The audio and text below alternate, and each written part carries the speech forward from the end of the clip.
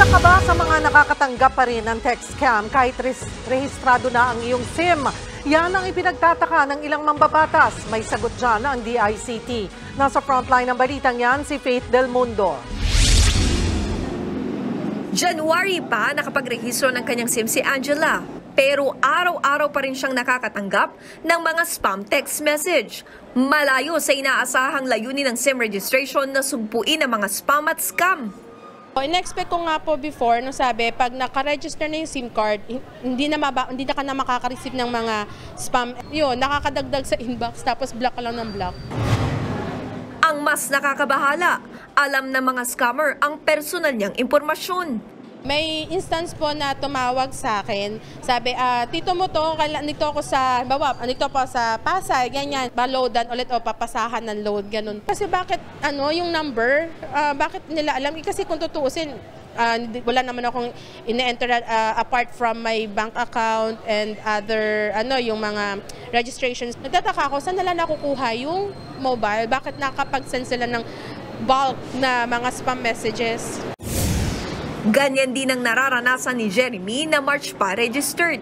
Nakapagbayad pa raw siya ng 150 pesos sa scammer matapos makatanggap ng text tungkol sa isang job offer.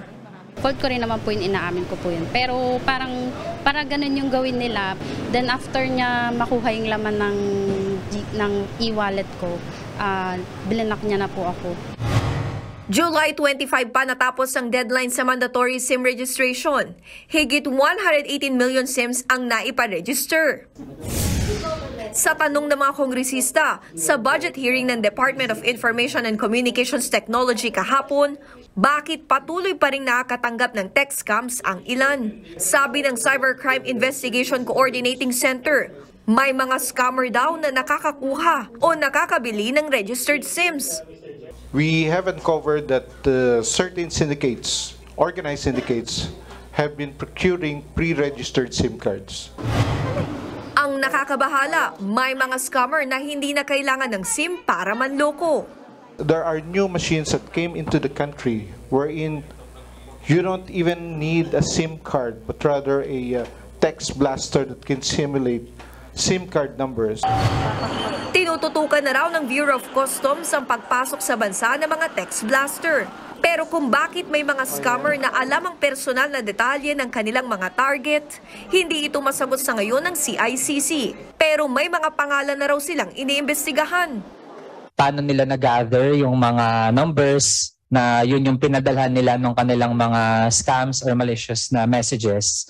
At meron na rin po bang napanagot dun sa mga posibleng nag-leak ng data sa mga scammers? We have thousands of names here that we are verifying right now. The verification process is tedious. No?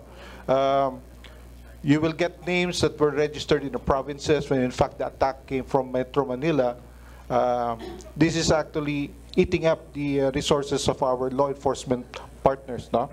But rest assured, we are doing it with the use of AI to weed out the real registered and the fake registered SIM cards or registered names.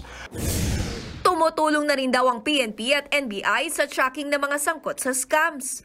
Paalala ng DICT, huwag sumagot o patulan ng mga kahina-hinalang text at agad i-report sa 1326 hotline o magpadala ng email sa report@cicc.gov.ph. Nagbabalita mula sa Frontline, Faith Del Mundo, News 5. Mga kapatid, Julius Babaw po. Iba na ang may alam at may pakialam sa panahon ngayon. Huwag maging huli at maging una sa lahat sa balitaan. Mag-subscribe at mag-follow sa social media pages ng News 5.